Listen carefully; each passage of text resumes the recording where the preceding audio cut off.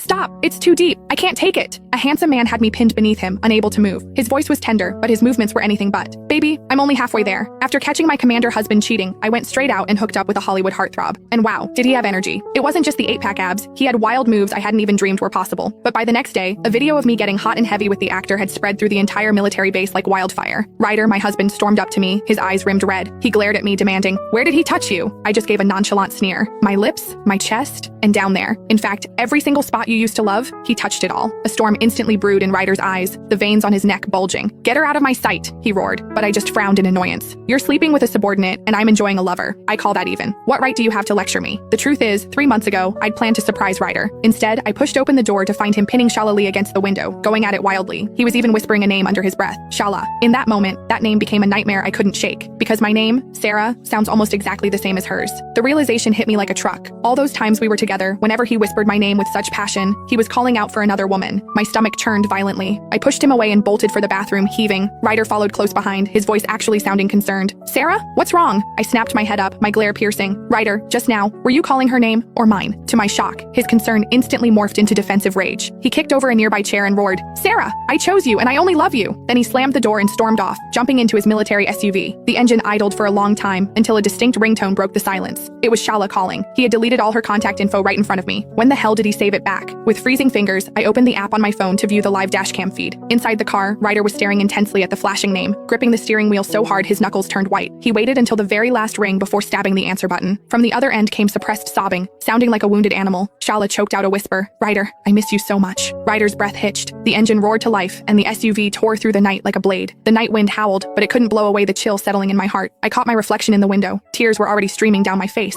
The car soon pulled up outside an officer's apartment complex. Rustling sounds came through the dashcam audio, followed by Shala's whimpering moan. "It hurts." And the husband who swore he loved me replied, his voice so raspy it was barely recognizable. "Take it. Even if it hurts, take it." What followed was a night filled with heavy breathing and frantic kissing. It sounded so desperate, so primal. I stood by the window all night, listening to every second of it. Only when the first light of dawn broke did I move my stiff body to retrieve the divorce papers. I had forced him to sign a clause earlier. If he cheated again, all assets and property would automatically transfer to me. I deliberately signed my name and took the document straight to the legal assistant's office on base. The lawyer reviewed it and looked up. "Once filed, your marriage will be officially dissolved." I dragged myself home on shaky legs to find Ryder already waiting. Seeing me, he looked impatient. "Where the hell have you been? Stop using suicide threats to manipulate me," he snapped. "Is that all you know how to do? Torture me with these stunts?" I stared at him, my heart turning to ice. So, my near-death accident back then, in his eyes, it was just a ploy for attention. It didn't matter that I'd lost 15 pounds from the stress, or that I'd mentally collapsed to the point of nearly falling off a cliff. Seeing how pale I was, Ryder's tone softened slightly. He reached into the car and pulled out a box of strawberry pudding. "Here," he said, looking like he expected a medal. "It's your favorite. I drove halfway across the city just to get it for you." But looking at the packaging, I felt sick again.